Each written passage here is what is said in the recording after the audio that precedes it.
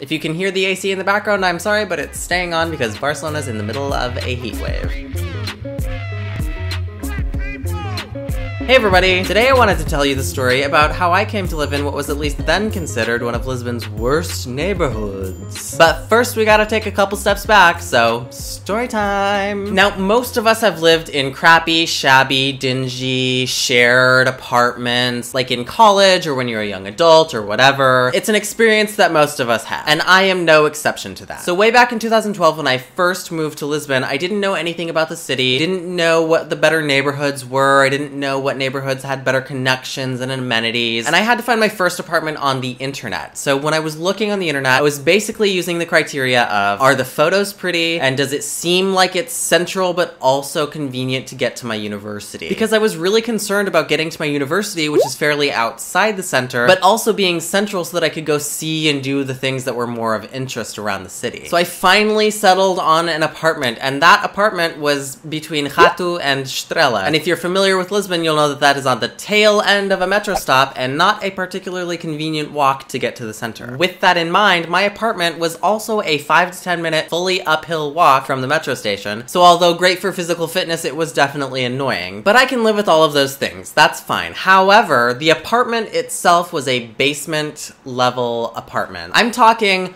underneath sidewalk level. My room was fairly spacious, but it had just one window that was about this wide, and it had a view of people's feet as they were walking on the sidewalk past our building, so that was not great. But the problem with the apartment being basement level is that it had no ventilation. So every time anyone would take a shower, the apartment would get so humid that my door would end up getting mold on it that I would have to wash off like once or twice a week. It was pretty disgusting, and I was starting to get concerned about the effects of mold on my health. I also had some tension with an American roommate that I was studying abroad with, but that's a different story for a different video for a different day. So I was ready to move, and I was looking desperately, but I wanted to move fairly quickly, and I wanted to move into an apartment that would be fairly nice. Problem back then, and even still, maybe especially today, is that if you would go to see a room and you liked it, you would basically have to say that you wanted to take it immediately. Otherwise, somebody else could swoop in and take the room before you had the chance to get the deposit. Because of that, I was getting increasingly desperate, so I settled on this apartment that looked really modern. It had been recently renovated, and I went to look at it. Everything seemed clean and nice, even though the format of this building was a little bit suspect, and it was located right on the Intendant metro stop. Now, for those of you who are familiar with Lisbon, you will know that Intendant has some fame for being a seedy part of town, and back then was right before they finished restoring Largo do Intendant, which was right behind my building. So I accepted that apartment and I went to live in Intendant. In my time in Intendant, I will say that most of the time things were fine. I didn't have that many problems with safety or security. For the most part, however, and I guess during the day, Intendant is a multicultural neighborhood in Lisbon. It's located at the lower end of Avenida Almirante Reis, which is a place where you can find all sorts of like Chinese and Indian stores, and it opens up to Martim Muniz Square, which is home to street food and all sorts of other things. It's also very convenient to walk straight to the center of town. I would do that all the time. But let's get into a couple of the things that made Intendant live up to its fame. So that year, I was living in Intendant, and I had gotten used to the rhythm of things, and my birthday is at the end of April, and I went out the night of my birthday, and it was fine. I took a night bus back, but the problem was I got off the bus one stop early. And because I got off the bus one stop early, I had to walk across Largo do Intendant and up to my building. And that was a little bit of a problem because I had been drinking, and that area is very well known for muggings. So I got off the bus, and a couple of maybe 14 or 15-year-old looking kids got off the bus as well as